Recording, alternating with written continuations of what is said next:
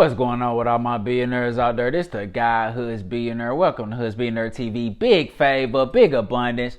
On today's episode, we're going to be talking about Meek Mill leaving Roc Nation.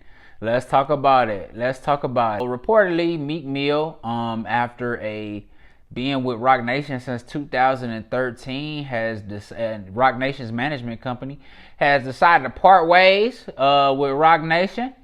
Said he wants to just take more risks and grow his own label and grow on his own.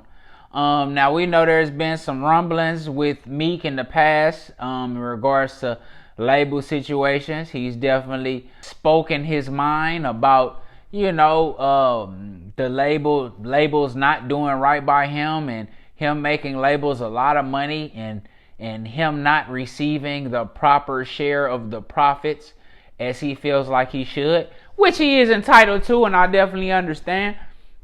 The thing about, situations like this is, number one, you guys got to watch these deals that you signing. Like, you have to watch the deals that you signing.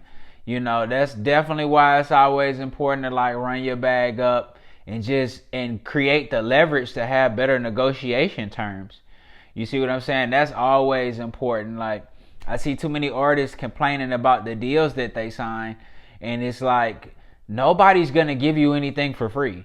Y'all have to understand this. If you think you finna sign a deal and somebody just going to just give you some money and invest all this money into you to shoot videos and studio time and flying you all type of different places and press runs and all of that, you think somebody's going to do all that to not get a lion's share of the profit? Now, what artists need to start realizing and understanding is if the labels are coming to you, if the labels are willing to give you a deal, just like Master P says, then you need to evaluate your worth. You need to say, hey, if they willing to give me X amount of dollars, that must mean that they see value in me. They see value in what I'm doing.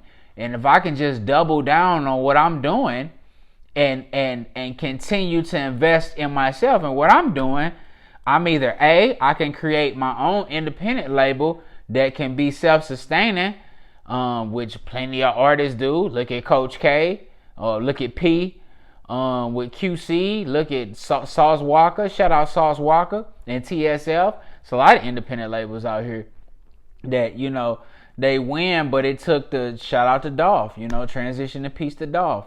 You know what I'm saying? And it's a lot of different labels out here where it's like, if you're willing to take the risk, if you're willing to put in the work, you can dictate your own terms. You can dictate your terms. Just like Jay did with Rockefeller. Jay and Dame and Kareem, back when they started Rockefeller, nobody wanted to give them a deal. Nobody wanted to give them a deal. They put their money together and put their own shit out. You see what I'm saying? Then once the labels start coming with the deals, okay, well, now I got some success. Now I can negotiate better terms. And that's why the Rockefeller Def Jam was always a partnership. So, Meek, I know he definitely been disgruntled with Atlantic and how he speak on Atlantic and, saying that they robbed him. He made him 100 M's. He didn't really get the money he feel like he deserved. I mean, and that happens. That's just how it is. The only critique I probably have with Meek is I say stay off the internet with that stuff. You know what I'm saying? Like going on Twitter about your displeasures with your label, it just, it's not how bosses handle situations. You feel what I'm saying? Don't go on the internet. Even with Atlantic, and like he said, Meek tweeted don't confuse my displeasure with Atlantic for any issues with Jay or Ross. You know what I'm saying? He was like, because, he got love for Jay and Ross, he just got an issue with Atlantic. And that may or may not be true. It may be issues with all of them, but it's there's no need to even go out on the internet like that. It's have a publicist write up a statement for you, something real nice, and put that out there, and that's it. You know what I'm saying? You don't have to do none of that other stuff, man. You got to start asking yourself, Meek has some high-level mentors. He around a lot of rich people. Jay put him in position to be around a lot of, billionaires. You know what I'm saying? I mean, he messing with Robert Kraft, buddy from the 76ers. He messing with Jay. Now I don't know who that one guy is that had Meek bunny hopping or whatever. Like, Meek, don't never do that again. Like, real shit. Like, nigga, you a street nigga from Philly, but also you a black CEO, a young black CEO, and a young black boss and businessman. And we don't never need to see you bunny hop. I don't care if he a fucking trillionaire. It doesn't matter.